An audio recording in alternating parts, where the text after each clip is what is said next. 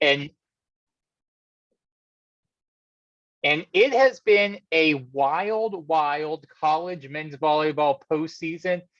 And folks, buckle up because it's only about to get wilder. We are here on Conference Championship Saturday, where we are going to have 5 champions crowned and officially securing their spot to the NCAA tournament.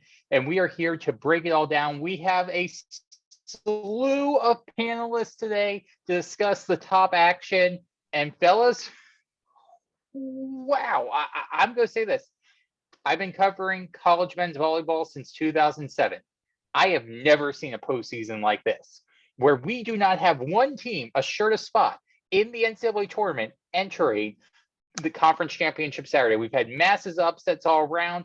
Penn State, UCLA going down, completely affecting the bracketology, and we will get into that more. But fellas, just really quick, what has been your reaction to what you have seen taking place the last couple of days in college men's volleyball?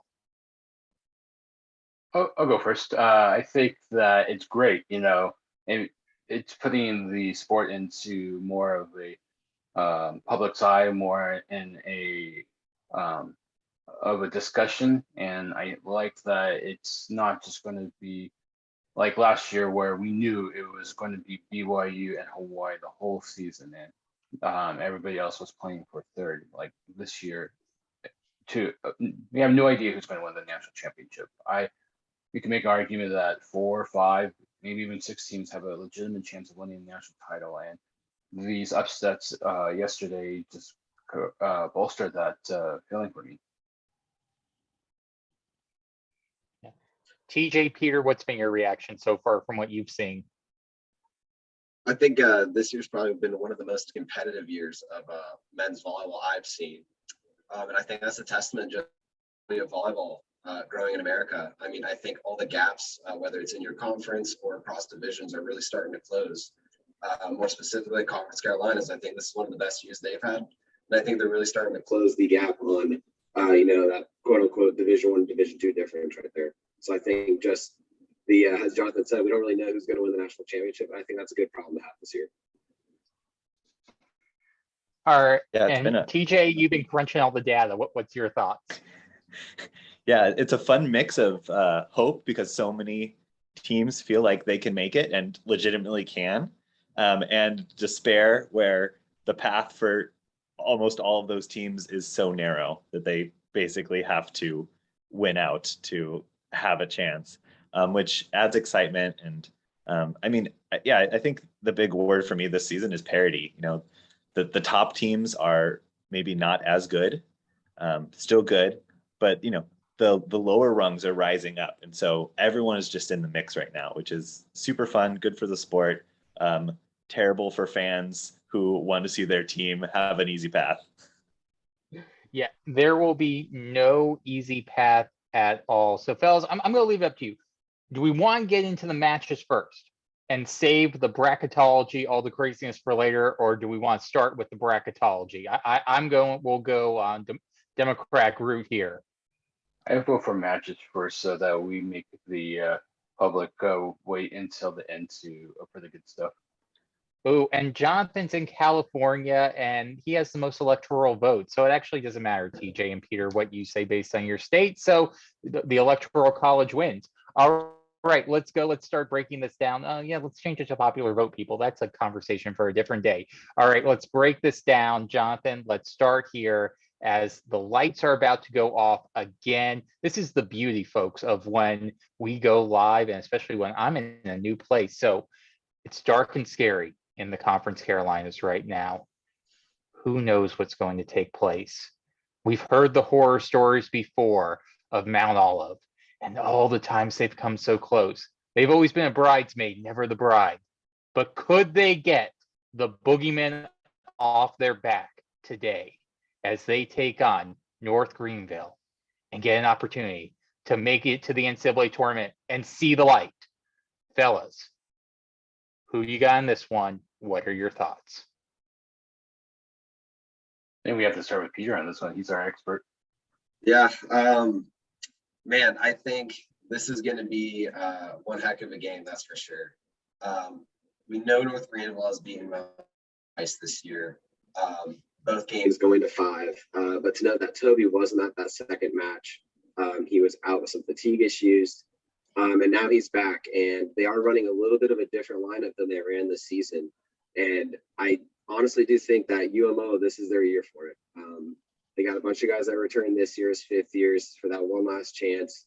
And, you know, fortunately for them, they get to host the tournament this year. And that home court advantage is a huge, huge momentum shifter, especially in the playoffs. So I do think Mount Olive is going to take this one. But I do not think it's going to be an easy one. I definitely see this game going 5. TJ, I'm going to put you on the spot. Do you have numbers about a home court advantage? Because I know we've been on this the whole season. I mean, and I agree with Peter that this of all the tournaments, this is probably the one tournament where I think home court advantage could be the biggest factor. I was just double checking that, and as of right now, so I guess we can't count any Big West, the one home Big West match, but that's 63% home percentage win over the entire season, which is very high. So it's hard not to go with the home team in this one. They've been playing well all season. Looking at like the pre tournament projections that I had, Mount Olive with the 3 seed, they were just behind North Greenville. I think at this point, you know, what I have is let's see, 57% favorite. Still going to be a tight match, but I got to go with Mount Olive. and I think the storylines in this one are just fascinating. You had Fred Battenfield, final season before he officially retires, once again trying to get North Greenville to the NCAA tournament, which, you know, just think about where this program has been through and where they were. It wasn't until 3 years ago that they finally got their first postseason win. And now they're saying you're having a chance to go to the NCAA tournament. That's really a credit to the job that they've done. And what I think the X factor is going to be in this match, looking at how can Mount Olive account for Michael De La Cruz. He has just been lights out this season. He's been hitting at high attack percentages. We saw it, the one North Greenville defeated Mount Olive earlier this year, had about 20 plus kills, very few errors, hit 600. If he can get going, I think that North Greenville has a really good chance. This is the ultimate ensemble team, I think. You look at it, no player was a first team all conference Carolina selection. But the big challenge here is we talk about all the numbers, the 2 wins that North Greenville had. Toby Aziz wasn't playing in many of those matches, or if he was, it wasn't a big part. And you put Toby Aziz on the court for Mount Olive, that's a game changer. You're talking about De La Cruz. And while he's had a great year this year, I think Mount Olive has the advantage of the middle attacker.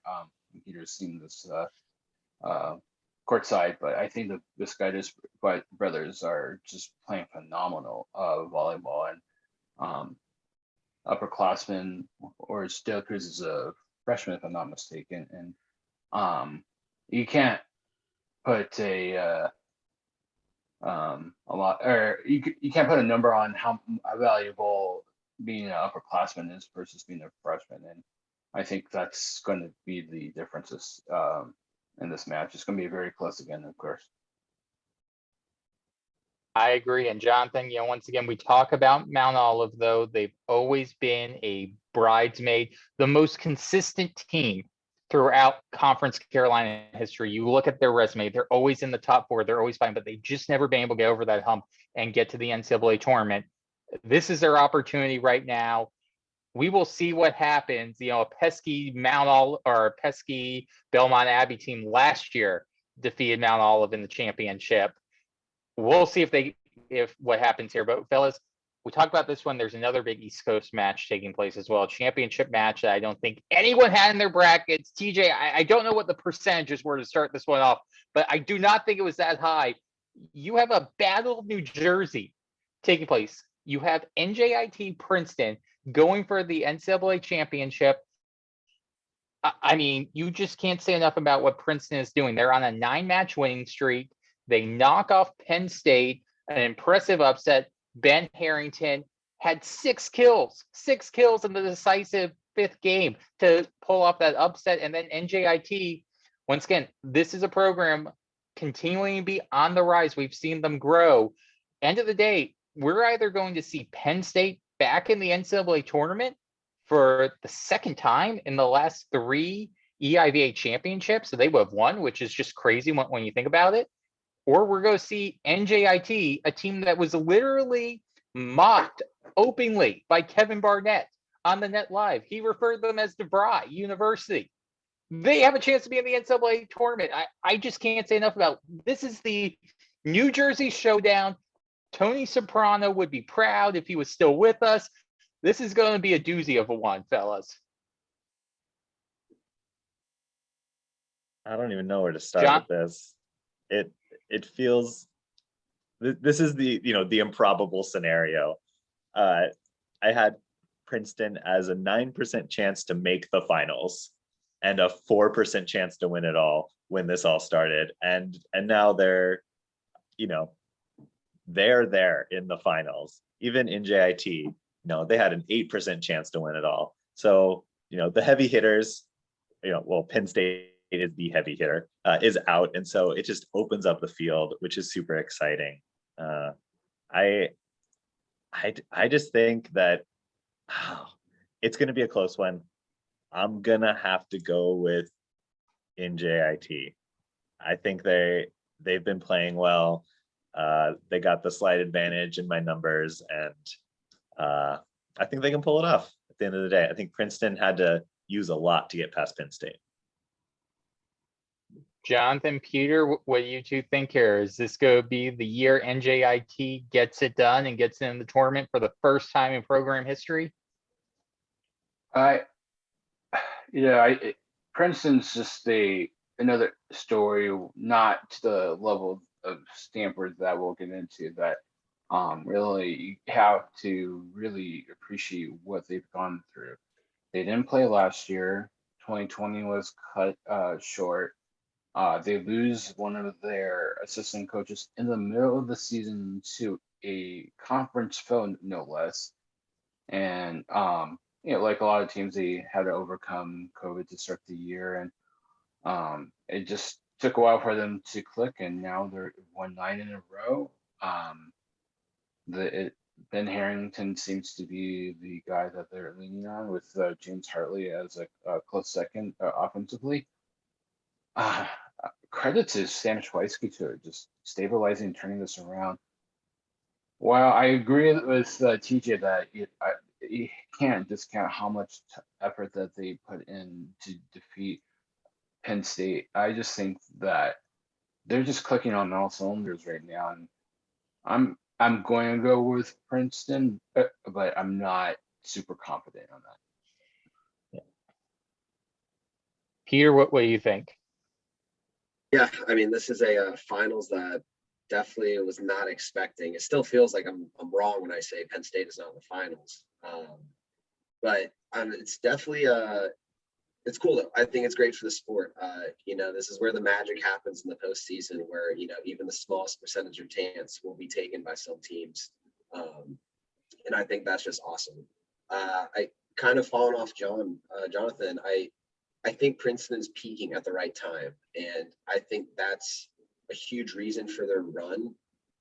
They may have not had the best season, or the best start to the season that they wanted to after coming off not playing for the year, unlike the rest of the people in their conference. But I think, as kind of what Jonathan said, they're starting to click now, and I think they're peaking at the right time, and they are the team to. I think they're kind of the team of destiny in the EIVA. The team that didn't get to play last year comes back and takes the championship home.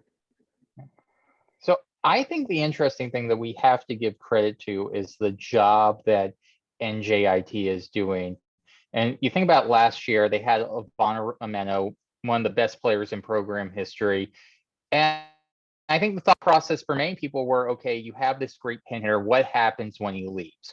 Is this team going to revert back to the means a little bit? Or they go kind of be this team that's cuspy EIVA postseason? No, you look at what Julian Menzinger has done. Absolutely standout performance this season, has been the go-to at the pins.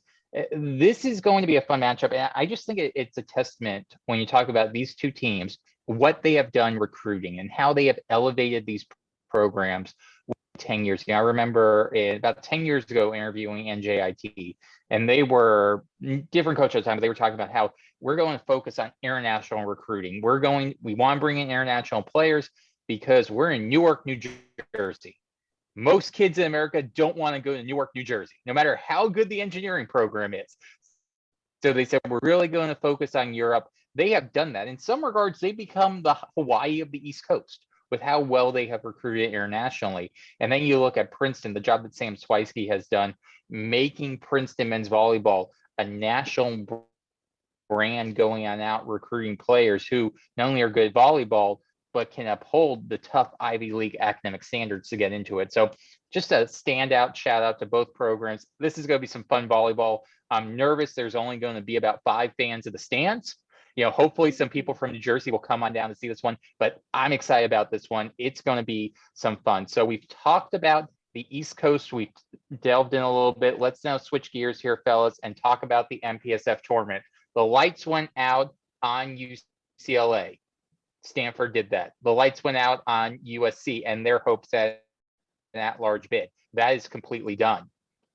And we have, as Jonathan Bates proudly texted me on Wednesday, it's the Jalen Jasper showdown, his old team against his former team. Stanford, Pepperdine. I think at the beginning of the year, most of us would have had Pepperdine in the MPSF tournament finals. It was a rocky road for Pepperdine. Let's be honest here. It was rocky, but somehow, some way, they are 1 win away from getting to the NCAA tournament. And Stanford was 1 year removed from not being a program anymore. They were literally they received the death penalty. They were going to be cut. They survived a financial cut. And now they're 1 win away from the NCAA tournament. Jonathan, your MPSF bias. So I'm going to give this to you. I'm just going to do like a shoulder shrug emoji of what can we expect here? Because this is just going to be an insane matchup that we have that no one would have predicted unless you were just drunk beyond belief. To your point about Pepperdine having a rocky road to get here, they definitely stabilized their lineup. They know what they want to put out there for starting lineup. They're putting out Alex Genninger at outside attacker and Spencer Wickens at outside attacker, which is their best passing duo at outside attacker. And Pepperdine suffers on the offensive end when you don't have Steele in there, but you can, as anybody knows, if you can't win serve receive, you can't win the match. And I think that Hunt's realized that, and he is willing to sacrifice some of the offensive attack to gain the hand on serve receive. And last night I was there. The USC on paper just dominated the stat sheet. They out hit them, out blocked them, but the serve receive was just what really changed the game in favor of Pepperdine. I was at the first of the 2 matches that they played last weekend, and it was a Pepperdine sweep. They played 2 days later, and it was a Pepperdine win 5. I think that it's going to be super competitive as well. I think the thing that changes my perspective this match now is that even though this is a neutral site match, Stanford had been winless on the road before their win against UCLA on Thursday night, and that's just a huge momentum change for that team. Like, it gives them lots of confidence. I still think that Pepperdine's going to win. They just have too much talent, and it's just amazing to me what David Hunt has done. I realized that he was taking over for Marv Dunphy, legendary Pepperdine coach. So there's a lot of pieces in place. That being said, if he wins on Saturday night, it will be the third time in 5 years that Pepperdine has gone to the tournament, and one of those 5 years was the 2020 year. That's just insane to me.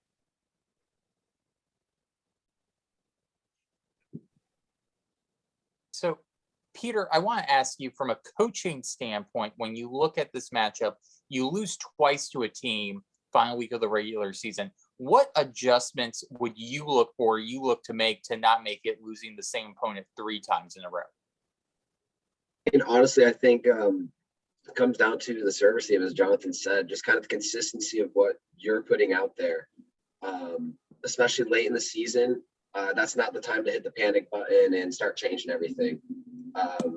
You definitely take those losses and you learn from them, but you don't panic. You don't flip your lineups. You don't try to do anything crazy. You just kind of go back with film, sit back, kind of reevaluate everything.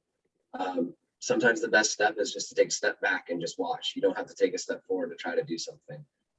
So I think just instead of worrying about the other team, just worry about your craft, worry about your side, especially with the practice days leading up to your tournament day. And then TJ, to get your perspective on this matchup, what do you feel is going to be the key X factor that fans need to keep an eye on? I mean, I think the answer is always Will Rotman. He has just been everything for this Stanford team. I mean, there have been other players that have stepped up, but he has shouldered the load for them and has gotten them to a place that no one thought they would be, including them a year ago, which is, an incredible storyline. It's hard to, say that Pepperdine isn't the favorite, but there is a very reasonable chance Stanford pulls this off and they go to the tournament. So this is an exciting one for me, mostly because it's a good story. I like good stories, and the possibility of Stanford making this huge, 0 to hero is too good to pass up. So. And you look at Stanford and what they've been able to do. The thing that interests me with this team offensively is when this offense gets rolling, they can be very, very streaky. But when they are on, they are on. You think about the UCLA match that they had where they pulled off that upset, where they only committed 1 attack error. And I'm talking about in the regular season, forgive me, the UCLA match in the regular season, only committed 1 attack error in the final 2 games. You look at that loss to Pepperdine. Yes, they lost in that last match that they played against Pepperdine in the regular season, but the numbers, 632, 481, 462 offensively, the final 3 games of that match. They found something on offense right there. And Nathan Litsky continuing to play well at the center position, especially if you start feeding the middle with Ethan Hill. We saw what he did in the semifinals, 13 kills, 0 errors. You get the middle going, you get Rotman going. This is going to be a fun matchup. I think that we are in store. This has to go 5, right? This has to go 4. I mean, this just has to be an epic showdown, 2 Cinderella stories, pounding it out, battling through. I'm excited to see this one.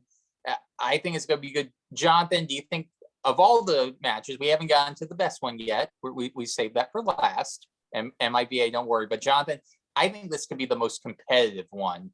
Do you agree this is going to be the most competitive conference match? Wait, are we not including Damon versus Lincoln Memorial? Because that could be pretty competitive. That's good. That's good. We should talk about that one too.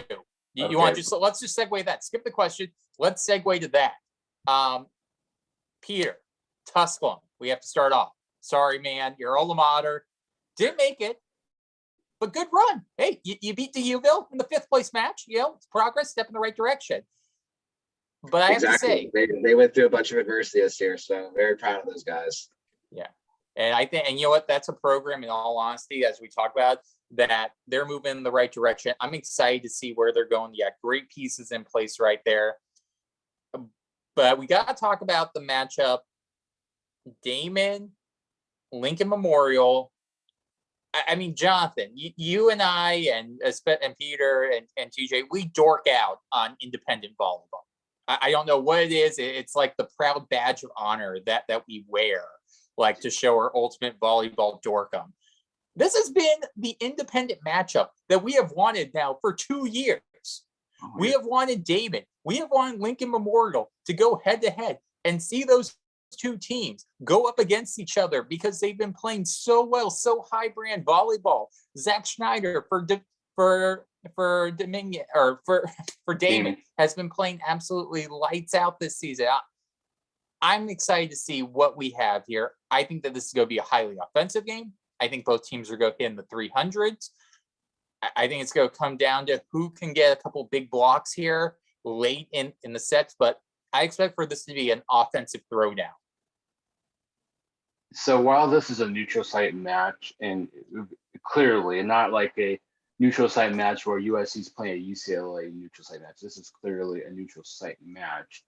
That being said, Damon's coming down from Buffalo, and Lincoln Memorial is coming over from Eastern Tennessee, and Lincoln Memorial has played at Queens already this year, and I think just the familiarity, the maybe less travel, and I think that is going to be a big advantage for Lincoln Memorial. I individually, and Peter can talk better about this, but I think Johansson Negron is probably the player that I'm really going to key in on.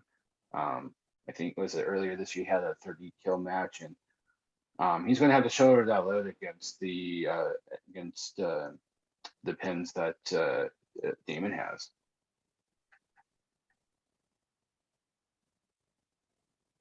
Yeah, definitely. I think, I mean, I've been waiting to see this match for 2 years, as you said. Lincoln Memorial has been the powerhouse of the independents for a few years, and Damon has been that lone soldier up north that hasn't had their chance to slay the beast. And tomorrow they get that chance, and I think, yeah, it's going to be a fireworks of a game. It's definitely going to be a game that momentum is almost everything. Kind of how you said, Vinny, it's going to come down to a few big blocks, a few key plays late in sets that I think are going to push teams over the finish line. And as Jonathan said, Johansson Negron, definitely a key player to look for. He really tends to step up his game, especially in the postseason, as we know last year as well. So him, and along with Lincoln Memorial's middle blockers, Damon has a phenomenal team, just as Lincoln Memorial. Yeah, Lincoln Memorial has that size advantage, just slightly in the middle. They do use their middles a lot, and I think if they're able to establish their middles in the manner that they want to, I think that's going to be a big factor in Lincoln Memorial, Damon. So we talk about this showdown, and I think a lot of fans may be wondering, I don't care about this one. It doesn't have any implications on the bracketology. You're not going to get an at-large bid. Folks, go say this right now. If you are a fan of Hawaii and you feel that you have a sliver of hope for an at-large bid, if you have a sliver, you need to go on out and buy a top hat, buy a pickaxe, root for Lincoln Memorial, because here's why. Lincoln Memorial right now is sitting at number 10 in the RPI. If they lose, they're going to drop below number 10. Hawaii has 3 wins against Lincoln Memorial this season. So guess what? If Lincoln Memorial can win, that's going to continue to be 3 wins for Hawaii in the RPI categories of records against teams, RPI 1 through 10. That's an interesting little category tidbit that is available to the selection committee. Well, actually, it's 6 through 10, it's 6 through 10, 1 through 5, but they can add the 2 together. But that's a key category. If Lincoln Memorial loses, Hawaii is going to lose 3 matches in that category, 3 wins. So if you're Penn State, you're a big fan of Damon. If you're Hawaii, you are a big fan of Lincoln Memorial. It's crazy that the at-large bid, various things could come down to an EIVA finals. We can get into that for a later date, but for now, this match, lots of intrigue to follow. All right, fellas, we have saved some of the better ones for last. And let's talk the MIVA-geddon part 2. Not a true MIVA-geddon. It's not 1 versus 2 playing for the NCAA championships, but in my book, this is the MIVA-geddon. Ball State, Purdue, Fort Wayne, full battle of Indiana. Go get a bushel of corn from the grocery store, no matter where you are, because for the first time since 1994, these two teams will meet in the NCAA or in the MIVA tournament finals with a chance to get to the NCAA tournament. This is without a doubt going to be an insane environment. These two schools are only located about 70 miles apart. Worthing Arena is going to be packed beyond belief. Purdue Fort Wayne travel as well. It is going to be a nutty, nutty environment. This has been, Ball State has been Purdue Fort Wayne's biggest, or Purdue Fort Wayne views Ball State as their biggest rival. It is without a doubt the game that they circle on their calendar. And the fact that they're meeting in the finals is just crazy. The fact that we have a number 6 seed in Purdue Fort Wayne that knocked off McKendree on the road, that knocked off Loyola on the road. And then you have Ball State, a team that has not won the MIVA championship in 20 years. I was jamming to Avril Lavigne back one last time that Ball State won the NCAA or won the MIVA tournament, and the lights were out on that team, but they have come back. And folks, this one, I'm going to be honest, I'm not sure how much the EIVA finals, Jonathan, I'm going to be able to watch, because I'm just going to be glued to my screen watching these two teams that, full transparency, have very deep ties to, and getting to see these two teams battle it out. It is going to be fun. The matchups, we can break it down. Jonathan, you can pick a position. I can give you the breakdowns on what we want to go here, but all I can say is this is going to be fun. Caleb Janis and Angelos Mandalares going up for Ball State. The dynamic pin hitters that you have there. Nick Marchinsky is the X factor. If he can get going on his one-on-one opportunities, that frees up everyone in the middle. And then you got Felix Arampa going big right there. For IPFW, you talk about the job that John Diedrich has been able to do this season. Vicente Ibarra, who, I mean, he basically came in late in the season because of a couple personal issues, able to emerge, has played huge in the postseason, has continued to step up his game, be more aggressive. And then you look at the job that Sutton has been able to do, their freshman setter, someone who has gone on in and has just been a masterful job distributing that ball. I mean, looking once again, Ball State is the favorite to win this. Talent-wise, they probably have a little bit more talent than Purdue Fort Wayne. Purdue Fort Wayne is a young team. But you put stuff in a rivalry setting, you throw everything on it, and who the heck knows? It has been crazy enough this postseason that we could literally have a number 6 seed in Purdue Fort Wayne make the NCAA tournament. And it wouldn't shock anyone at this point. That's how wonderful this postseason has been. So, fellas, I'm just going to take a deep breath here, and I'll let someone else talk because I am geeking out over this matchup. You missed one matchup, though. Who wins? Which one? Who wins the mascot royale, Don or Charlie? Oh, well, yeah. You go. Okay, first off, you have a mastodon with tusks going up against a bird who's a robin-sized bird. That the only reason Ball State is called the Cardinals is because the athletic director in the 1920s was a big fan of the St. Louis Cardinals. That's the only reason why this school, which was once called the Hoosieroons, changed their name to the Cardinals. Mastodon's way cooler. Not sure what the tie is to Purdue Fort Wayne, but simply because of that. And the weird way that Ball State came up with the name of Cardinals, I am going to go with the Mastodons. And how awesome would that be if they got into a fight? Like you said in high school games, where the mascots come on, it's like a playful fight. Like if we had that to start off with, like how great would that be? Yes. In all seriousness, then another matchup that I'm not sure there is an advantage as much as I just want to highlight the job that both coaches are doing. Rock has done a phenomenal job with this team, and I think him having to deal with Ibarra not being with the team for a good stretch at the beginning of the season and then being able to,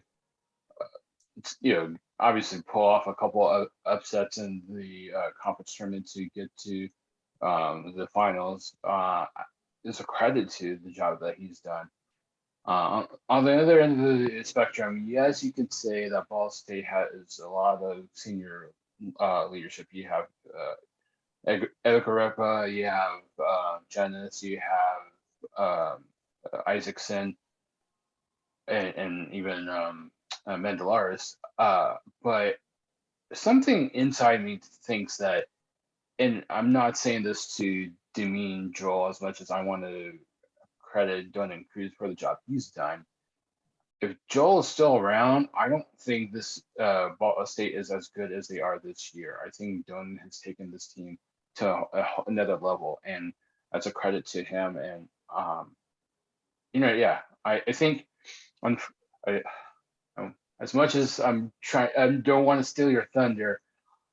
I think as soon as Loyola got eliminated from the MIVA tournament, I think the one obstacle that Ball State had to win the title was eliminated from their path, and I just don't see a way where Ball State does not win the title. And I'm not saying that because you're a Ball State alum.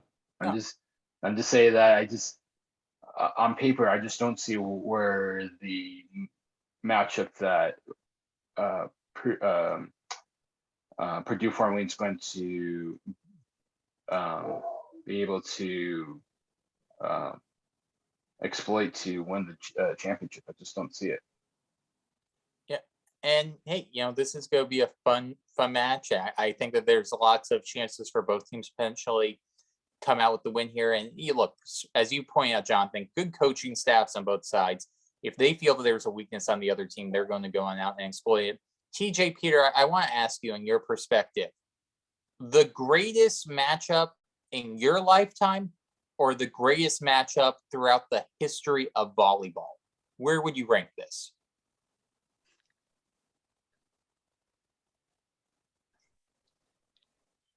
I don't know. I think in the history for me personally, that's a tough question. I mean, it's going to be top 15. Do you feel like you'll be telling your grandchildren where you were when this game was played, like 50 years from now? I really like the story behind this game, mainly because it's two non-traditional powerhouses right now in the MIVA that are going at it for a championship. Again, I think this ties in perfectly to kind of just the theme of the season for men's volleyball this year. It's just chaos, especially when it comes down to the last second. It seems the teams that are just going out there and just are fearless in what they're doing are the teams that are coming away with the wins. Purdue Fort Wayne has done just an incredible job on this run so far. But going back to what John said, I just think Ball State is too talented.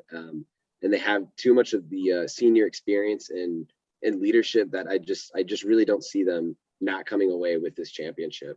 Albeit, I will say, Fort Wayne will put up a fight.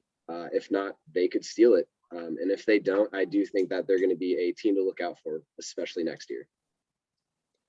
TJ, I want to ask you from the number standpoint, what are your thoughts in terms of this match? What can we expect? Is there anything that stands out for you?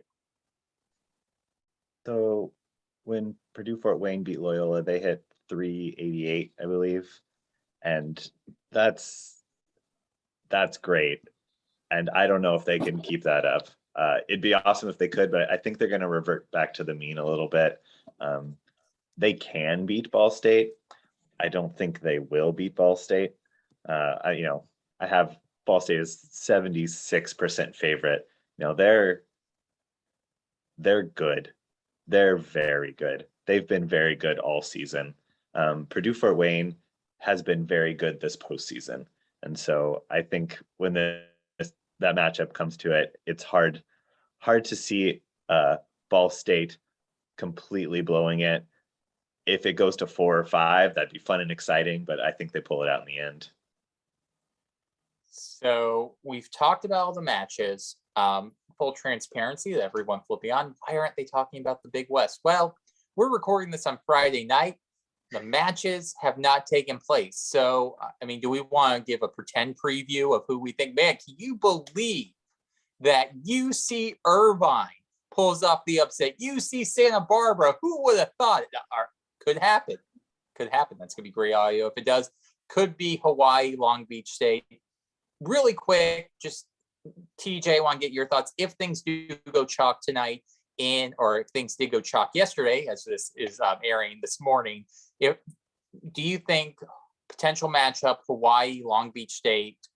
What would you expect if that is the matchup? What would you expect from that? A very loud crowd.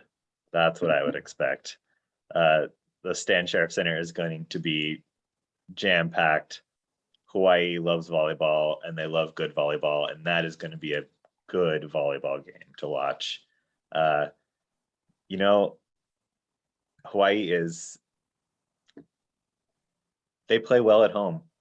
They did not perform well. Muklias did not have his best matches at Long Beach. So if he is firing on all cylinders, if you have Hakas, out on the other pin, and then Voss in the middle, Hawaii is going to make it a very tough night for Long Beach. That being said, Long Beach has looked fantastic almost this entire year. They're beatable for sure, and they're going to have to face an Irvine squad that they lost to. But I want to see that matchup as a fan. Full transparency, as a Hawaii fan, I don't want to see that matchup because it's going to be a tough battle for both squads. So I want to see a good volleyball match, and I think everyone does. So, Hawaii, Long Beach, can't complain. The Hawaii Long Beach State rivalry is very strong. We could have another chapter a bit later on tonight. We will see. So let's get down to the bracketology, everyone, because we talked about Hawaii, we've talked about Ball State, we talked about all the teams in play. So we have a lot of craziness. I'm going to try to break this down for everyone, and then we can discuss a little bit further. So I think first and foremost, we have to hit on a couple points. Is the way the selection committee determines who makes it flawed? That is a fair argument you can have. That is an argument that you have to have, though, another day, because the committee is dictated what they have to look at by the NCAA at the start of the season. There's various criteria categories. So that being said, if you look at the criteria categories, and we just have to look at what we have right now, you start crunching all the numbers going down, UCLA and Penn State wreaked havoc on everything possible in the bracketology by losing. Because now you have, once again, teams that we didn't think would make it are going to be in. And it doesn't matter, which one of, Pepperdine and Stanford wins. We weren't expecting either of those teams to be in. Doesn't matter, NJIT, Princeton. We weren't expecting either of those teams to be in. So the question becomes, what do you do with now UCLA and Pepperdine? Based off the numbers that I've been crunching, both those teams are safe as long as Long Beach State can take care of business and win the Big West. Wait, Vinny, you mean UCLA and Penn State? And Penn State, excuse me, UCLA and Penn State. Thank you. UCLA and Penn State, both of them are safe. And here's a couple reasons when we start talking about, once again, you have to start looking at the entire picture, all the criteria. So we look at some of the big ones. For instance, you look at RPI. When you talk about other at-large teams battling for it right now, potentially Hawaii. At-large wise, it doesn't look good for Hawaii because you have a lower RPI and you have a lower record against teams under consideration, which right now, for as great as Hawaii has played the season, their 4 big losses, 4 of their 5 losses have come against teams that are under NCAA tournament consideration right now.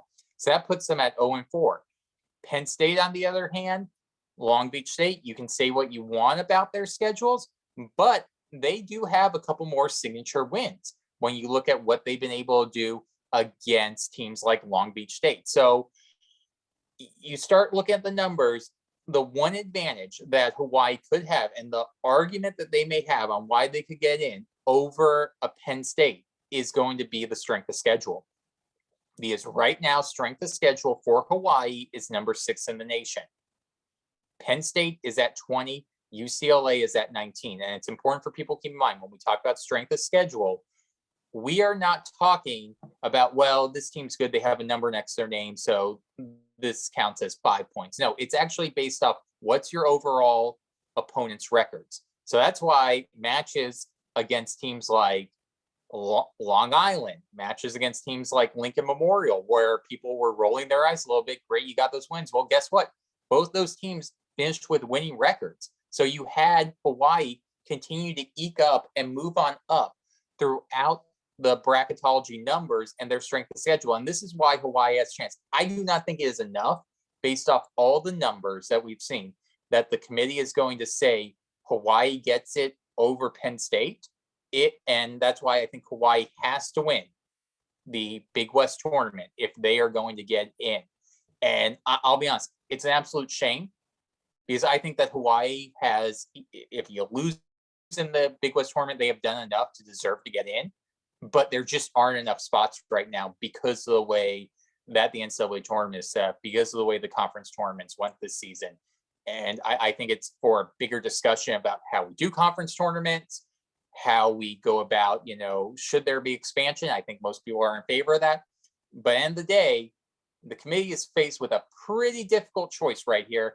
And you just have to go off of the data. And this is why when I'm looking at the data, I see that Penn State has the advantage over Hawaii, UCLA has the advantage over Hawaii, and UCLA has the advantage over both of those. So it's interesting. This is a wild time. Like I said, you do the numbers, Jonathan, and I've looked at this. Ball State, if they win against Purdue Fort Wayne, they're going to be a number 2 seed, which is just mind blowing how Ball State basically, because they've survived everything, to be a number 2 seed. If they lose, they're not going to be in the tournament. I can't think of a tournament where we've ever had that, a team that could go from a number 2 seed to just completely out. That's how wild this bracketology is. So, fellas, just get your thoughts, kind of looking at some numbers that you've seen, your thoughts about the process, because it's a tough decision that the selection committee is going to have to do. So I'm just going to make you do some more bracketology. I'm wondering of the scenario where Purdue Fort Wayne wins the MIVA, and then where would you see them? My very limited personal bracketology, I feel like Princeton is probably beneath Purdue Fort Wayne, but I think you can make an argument that NJIT belongs ahead of Purdue Fort Wayne because they have the head-to-head, they have the RPI. Yes, they play. Purdue Fort Wayne plays in a stronger conference, so I'm curious if the Mastodons are able to win the MIVA, where do you see them? So that's a good question. If they do win the MIVA, and this, once again, we start talking about, the crazy scenario. So I think stuff goes into play at this point. You then add, I think the MPSF seed, this gets fascinating. I would put Purdue Fort Wayne, if that is the case. I probably still put them at the number 5 seed ahead of Penn State, or ahead of Princeton, depending on how things play on out. Now for Ball State, they're out at this point, but I think that once again, when you start looking at all the numbers, all that, I'm gonna have to run that scenario a little bit more when we get off camera.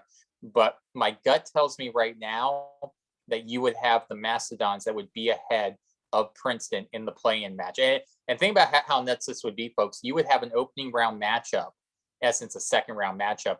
You would have a number 4 seed, Stanford or Pepperdine, going up against Purdue Fort Wayne, with one of those teams getting in the semifinals. Like, it's just bananas if that happens. And I'm not ruling it out at this point, Jonathan, because it's just been crazy. No, I'm not either. Because I love anarchy and chaos, I'm rooting for Hawaii to win the Big West, just so that the decision is just not that kind of drive for the selection committee, because there's I feel like if they have to choose between Penn State, UCLA, and Long Beach for the 2 at-larges, first off, they can't make a wrong choice. Like, they're all 3 very qualified candidates to get at large bids. So I'm not going to be upset that if when with whoever they pick for those two at larges. That being said, I think and this is another question I have for you. And how much would you value if the scenario plays out where those three teams are playing for the two at larges? How much does head-to-head come into consideration for who they pick? Because if you just do straight head-to-head between those three teams, it's UCLA is 2-1, Penn State's 1-1, and Long Beach State's 1-2, with Penn State having to play both of their matches on the road. Right. So that's a good question. So a couple of things break down. So once again, just to outline the scenario, Jonathan. So we're talking, and this is the TJ scenario that he would love. Hawaii takes care of business. They win the Big West. We don't have to worry about if they're going to get the at-large or not. Then the question becomes Long Beach State. So yeah, you have those three teams. So the interesting thing when we talk about head-to-head and doing comparisons, I think the spirit of the head-to-head is not doing a three-way head-to-head, Jonathan.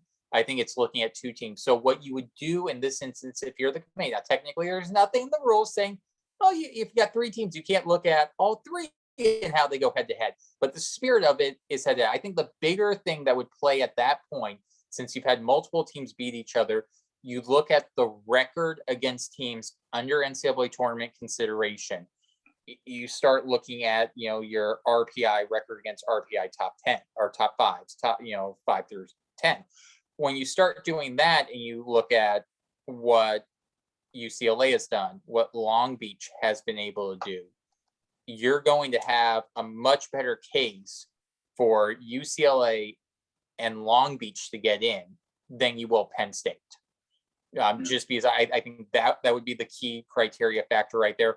The one advantage Penn State would ultimately have under UCLA in this scenario is they would still be they would probably move up to number one potentially, and that's assuming that Ball State also lost. Ball State potentially could be one.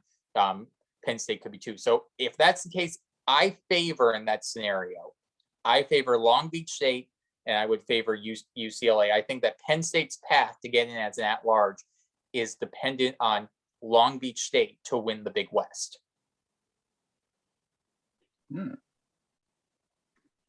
So Vinny, but that my numbers for your ranking of NJIT, Purdue, Fort Wayne, and Princeton actually agree of putting Fort Wayne slightly above Princeton, but slightly below NJIT, which I think can have some interesting kind of ramifications later on in the bracket. And I don't know if you want to talk about the latest off the block kind of bracketology, but I think one of the big changes with this one was UCLA dropping to 3. Yeah. So I think you start looking at the numbers. So once again, so I should say the bracketology that we put out, when you start doing projections, you get to this stage of the NCAA tournament, you're kind of projecting out based off who's the top seed at this point. So that's why we have Long Beach State in that number 1 slot. If they take care of business, they'll be the number 1. You then start looking at, okay, who are the teams left in this scenario if Long Beach State takes care of business, and who are the teams in? So the committee will always determine the 2 at-large bids. Then you start doing the seeding. So in this scenario, Ball State would be in. You take that scenario, but Ball State also wins. We say UCLA's in. You start looking at the head-to-head numbers between Ball State and UCLA. Ball State has the edge in a majority of the categories, including record against teams under NCAA tournament consideration. Ball State's undefeated this year. You can argue who they have played, and that's a fair argument, and who was healthy, who was injured. But once again, that's not something the committee considers. They just look at the win-loss.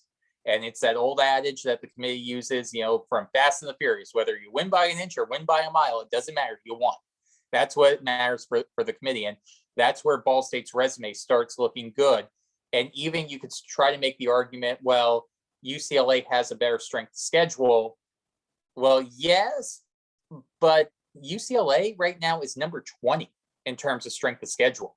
Part of that, interestingly enough, is because of the trip that they made to Georgia and playing Morehouse, and Morehouse going winless, and that just destroyed their SOS.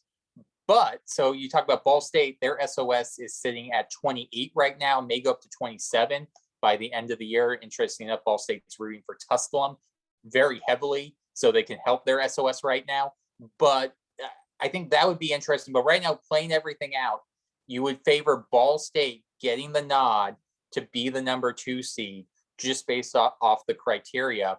And the other thing also keep in mind, if you care about conference RPI, MIVA right now is number 2 in the conference RPI.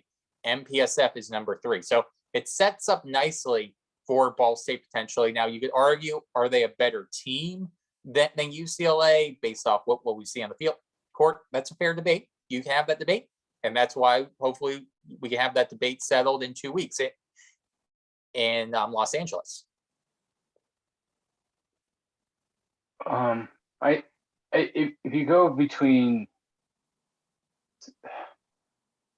I guess, while I just think there's, I understand what you say about what the committee can consider and what they can't consider, but I just think there's a human element in there, and you can't tell me that the committee is not aware of UCLA's RPI and strength of schedule tanking because of playing Morehouse.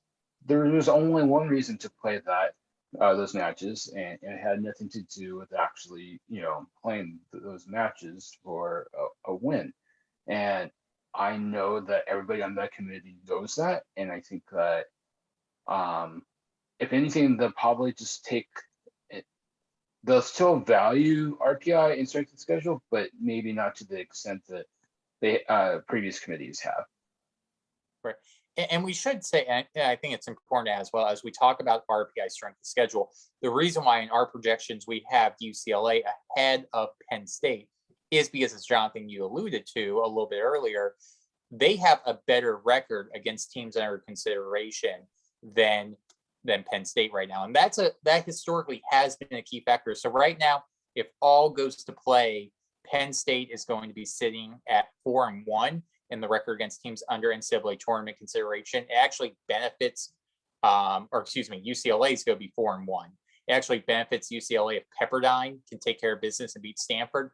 Gets a little bit dicier. It takes a hit their record against teams under consideration if Stanford wins, because then they have 2 new losses added into the criteria.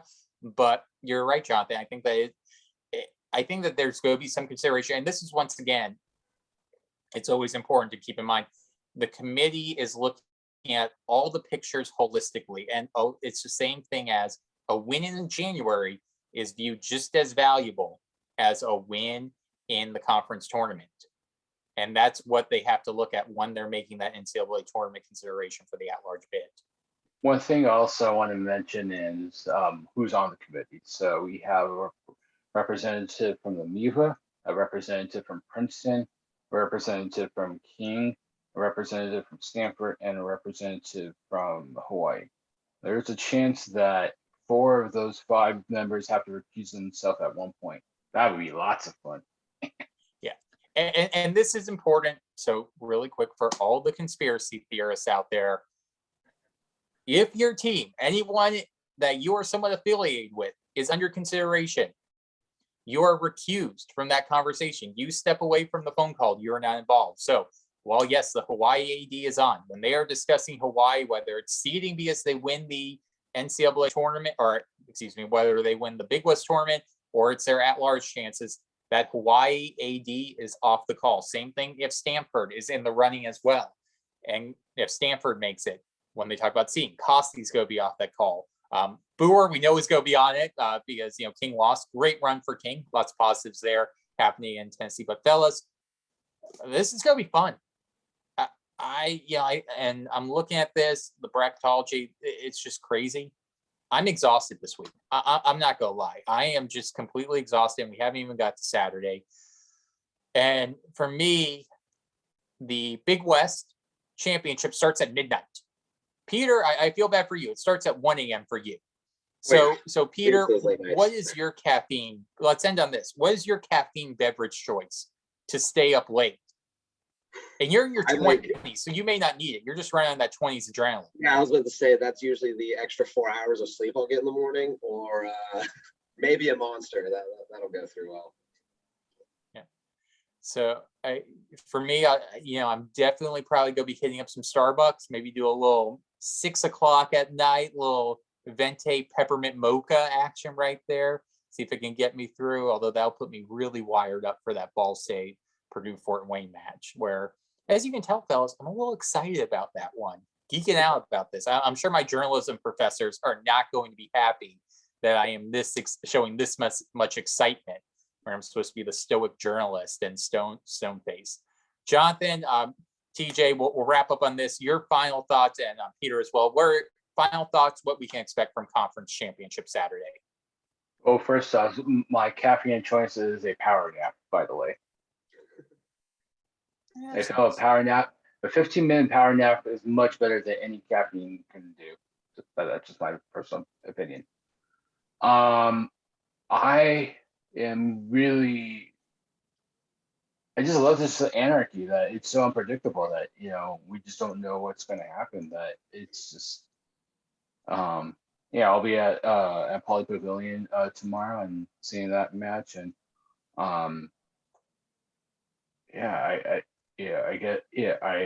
everybody knows that I'm pretty close to Pepperdine head coach David Hahn, but who cannot be happy if Stanford pulls off the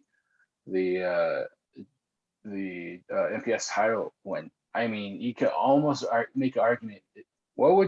Or have a great debate. What's even in terms of Stanford men's volleyball history? You can't say that this is much more historic than even their first or worst to first when they win the 2010 championship. That's crazy that the team that went from worst to first, that's just your second most proud moment in program history. That'd be very cool to see.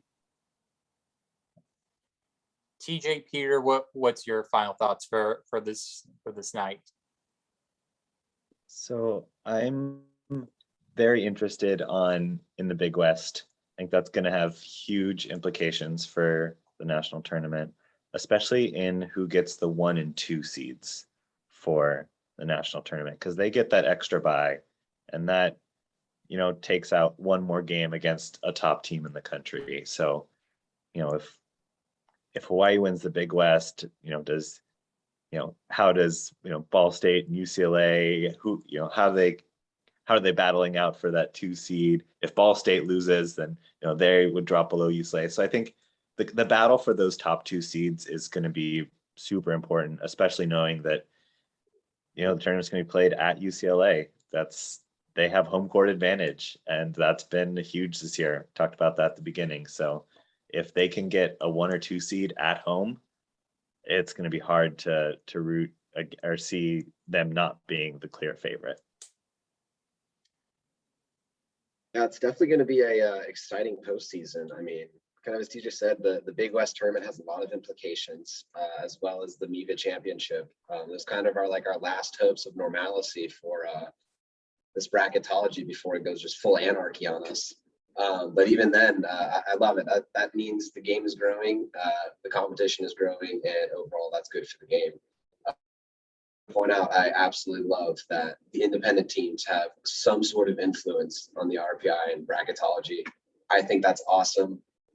They've been really trying to grow that aspect of men's volleyball, and the talent is there, and they're really starting to get the exposure. And I think it's really cool, and despite the tiniest influence that they have. So just my closing thoughts before we wrap up. This has always been my day that I've looked forward to the most, more so than the NCAA tournament. There's just something special about conference opponents that have been bashing in each other's heads for 2 months, or 1 month in the case of the Big West, finally settling it on the court on who is going to be the best. And knowing that your season's over if you can't make it, knowing what all goes in, how special that celebration is if you win that conference championship, that you're getting a ring, you're getting a banner.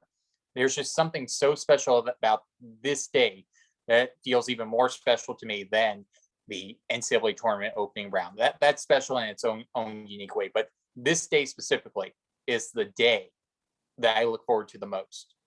And the fact that we have 5-6 matches that are taking place, all with significant implications, where no one is safe, just speaks to how chaotic this has been. So it has been a wild, wild season, and it's going to be a wild, wild night. And folks, buckle up, because we are in for some fun, and you are going to see all that fun take place throughout the nation. If you go to offtheblogblog.com, check out all our game notes, all the stories. We will have people throughout the nation covering matches. I can easily say that because if Jonathan and I cover a match, we're across the nation. We're not in the same place. So folks, it's going to be super fun. Enjoy the volleyball, and we'll have a selection show coming up on Sunday. Some knucklehead is going to be on there trying to break it down. Hopefully he can do a decent job. Hopefully he can figure out a studio situation so he's not here in his garage, but it will be good and it should be fun. We will see everyone on the other side of Conference Championship Saturday.